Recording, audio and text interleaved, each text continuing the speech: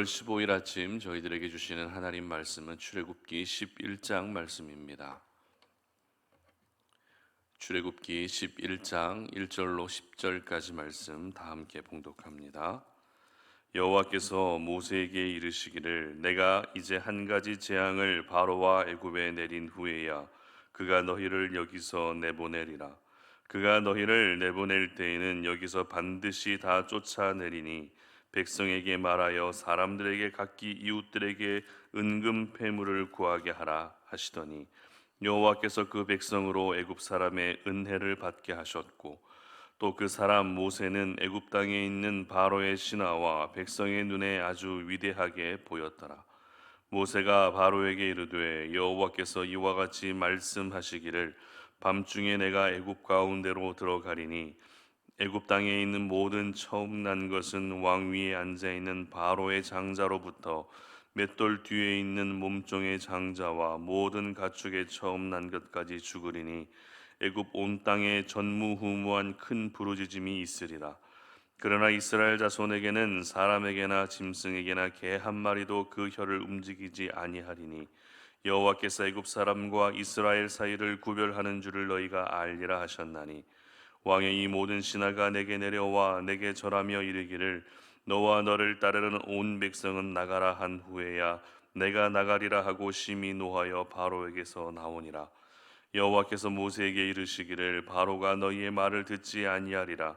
그러므로 내가 애굽 땅에서 나의 기적을 더하리라 하셨고 모세와 아론이 이 모든 기적을 바로 앞에서 행하였으나 여호와께서 바로의 마음을 완악하게 하셨으므로 그가 이스라엘 자손을 그 나라에서 보내지 아니하였더라.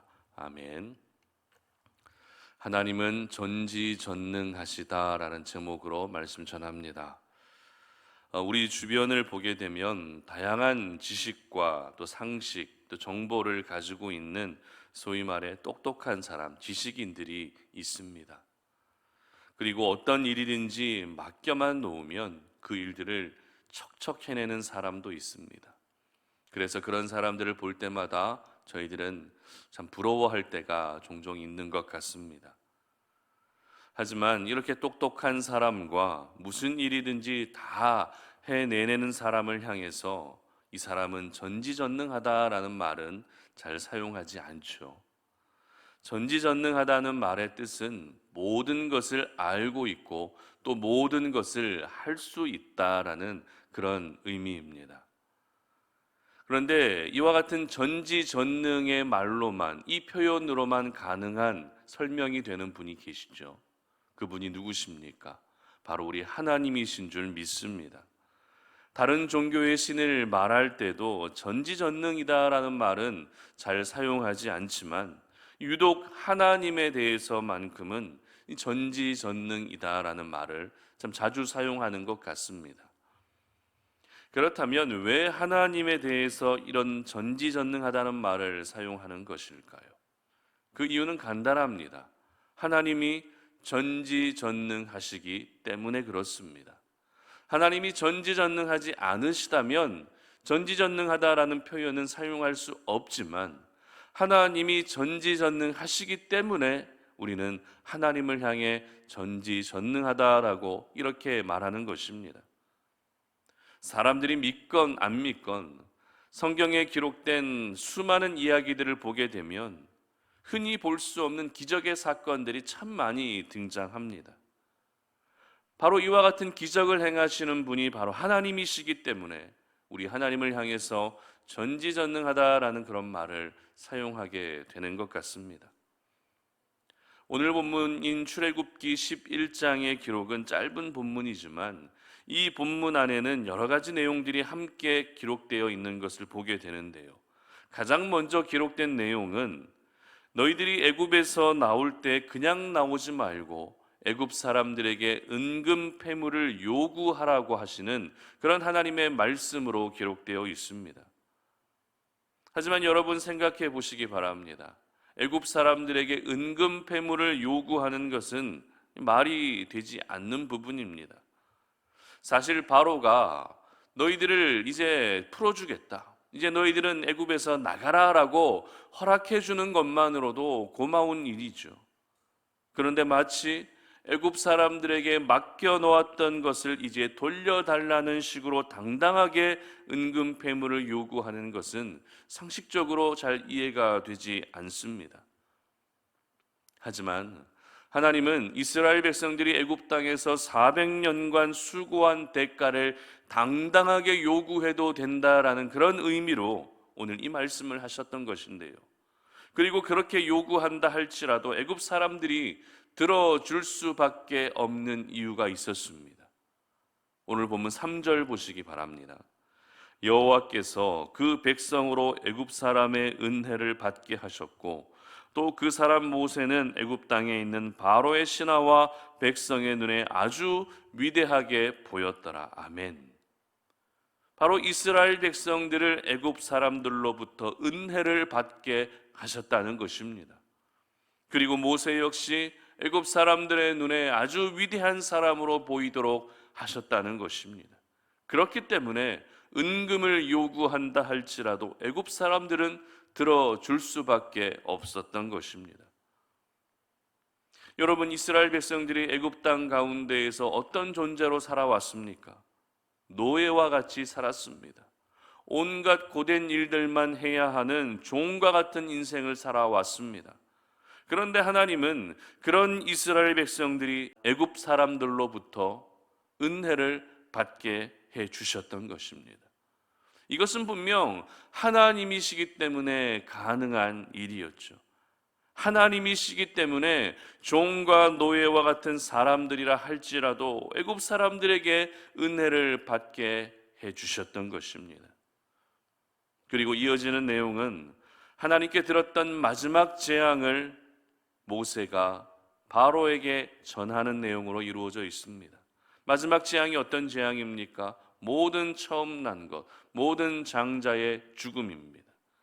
여기서 저희들이 생각해 봐야 할 것은 만약 재앙을 내리실 것이라면 그냥 내리시면 되는데 왜 재앙을 굳이 미리 예고하시느냐 하시는 것입니다. 여러분은 어떻게 생각하십니까? 지금까지 9번의 재앙이 내려지는 동안 하나님은 아무 경고 없이 갑자기 재앙을 내리신 것이 아니라 모세를 통해 어떤 재앙이 있게 될 것인지 미리 알려주시고 경고하신 후에 그제서야 이제는 그 재앙을 내리셨던 것입니다. 왜 그러셨을까요? 왜 미리 알려주시고 왜 미리 경고하셨던 것입니까? 그 이유는 미리 경고한 대로 그대로 이루어지게 된다는 것을 보여주시기 위해서였습니다.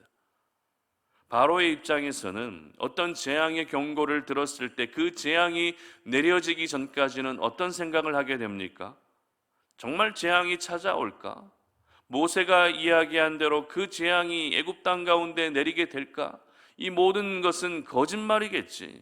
그냥 겁을 주기 위한 술책일 거야 라는 이러한 생각을 하기 쉽다는 것입니다. 하지만 재앙은 미리 경고하신 대로 그대로 이루어지고 있었습니다.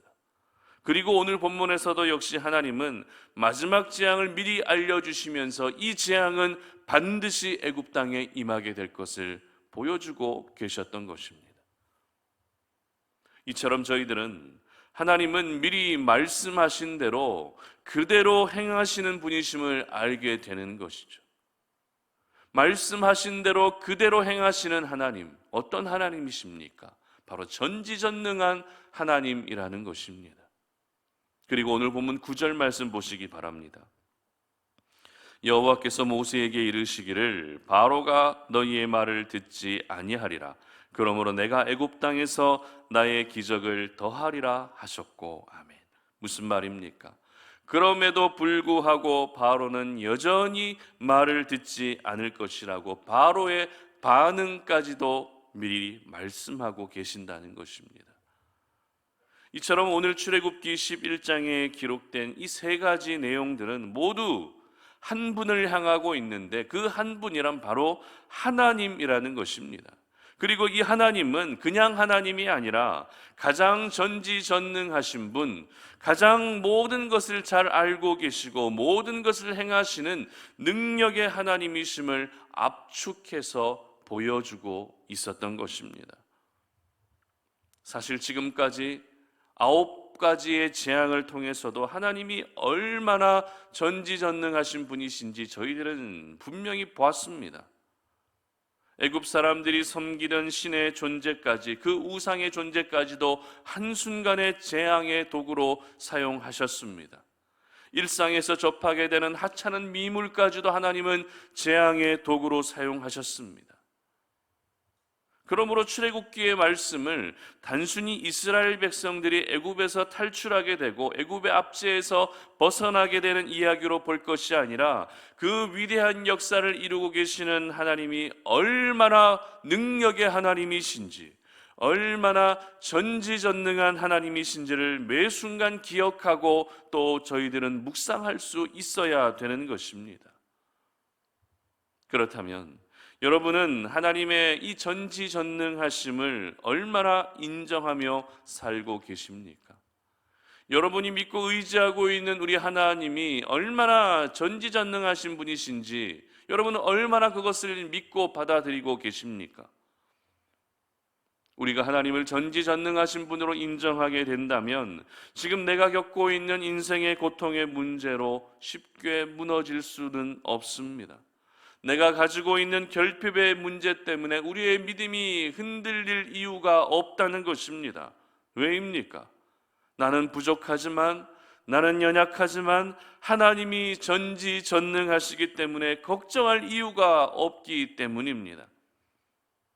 그러고 보면 우리가 알고 있는 하나님에 대한 지식이 우리 삶 속에서 온전히 경험되지 못할 때가 참 많이 있는 것 같습니다. 하나님이 분명히 전지전능하신 분이심을 알고 있는데 그 전지전능하신 하나님의 능력을 우리의 삶 가운데 경험하지 못할 때가 참 많이 있다는 것입니다. 하나님은 이미 충분히 저희들에게 모두 보여주셨고 말씀해 주셨는데도 저희들은 여전히 인생의 눈앞의 문제들, 여러 고통의 문제들로 인해서 하나님을 바라보지 못하는, 전지전능하신 하나님을 온전히 바라보지 못하는 그 모습이 얼마나 많았는지 모릅니다. 그러므로 오늘 이 시간 내가 인생의 고통의 문제 앞에서도 다시금 전지전능하신 하나님을 바라보고 의지할 수 있는 그런 믿음이 될 수 있게 하시기를 바랍니다. 여러분, 다시 전능하신 하나님, 다시 전지전능하신 그 하나님을 주목하며 바라봐야만 우리의 인생이 고통의 문제로 쉽게 무너지지 않게 되는 것입니다. 물질의 힘이 전지전능한 것이 아니지요. 사람의 힘이 전지전능한 것이 아니라는 것입니다. 전지전능하신 분은 바로 우리 하나님 한 분밖에 없는 줄 이 시간 모두 기억할 수 있기를 바랍니다. 오늘도 우리의 시선이 전지전능하신 하나님만을 향할 수 있다면 하나님은 저와 여러분을 세상 속에서 부끄러움 당하지 않게 하실 것입니다. 우리의 마음과 생각이 전지전능하신 하나님께 온전히 집중할 수 있다면 세상 속에서도 저희들을 높이 세워주실 것입니다. 우리 하나님은 지금 내가 겪고 있는 인생의 고통의 문제가 무엇인지 모두 다 알고 계실 뿐만 아니라 그 인생의 문제들까지도 모두 해결해 주실 수 있는 전지전능하신 하나님이심을 반드시 기억하시기를 바랍니다. 전혀 불가능한 상황이라 할지라도, 말도 안 되는 상황이라 할지라도 그것을 가능케 하시는 분이 누구시라고요? 바로 우리 하나님이라는 것입니다. 그러므로 오늘 이 하루를 시작하는 이 시간이 전능하신 하나님, 전지전능하신 하나님을 다시금 바라볼 수 있는 그런 시간이 되시기를 바랍니다. 머리로만 알고 있는 것이 아니라 나의 삶의 전 영역에 걸쳐서 전능하신 하나님을 바라보시고 그 전지전능하신 하나님의 능력을 경험할 수 있는 저와 여러분들 되시기를 바랍니다. 그래서 세상 속에서도 높이 세워주시고 하나님만이 하실 수 있는 그 은혜의 역사의 중심에 항상 여러분이 계시기를 주님의 이름으로 축복합니다. 함께 기도하겠습니다. 살아계신 아버지 하나님 감사합니다. 오늘 이 아침에 우리가 주의 말씀을 묵상하면서 우리 하나님은 바로 전지전능하신 하나님이심을 기억합니다. 내가 믿고 있는 하나님, 내가 의지하고 있는 하나님은 가장 전지전능하신 하나님이심을 오늘 이 시간에 우리가 기억합니다. 그러므로 전지전능하신 하나님을 바라보며 의지할 수 있는 믿음을 더욱더 허락하여 주시옵소서.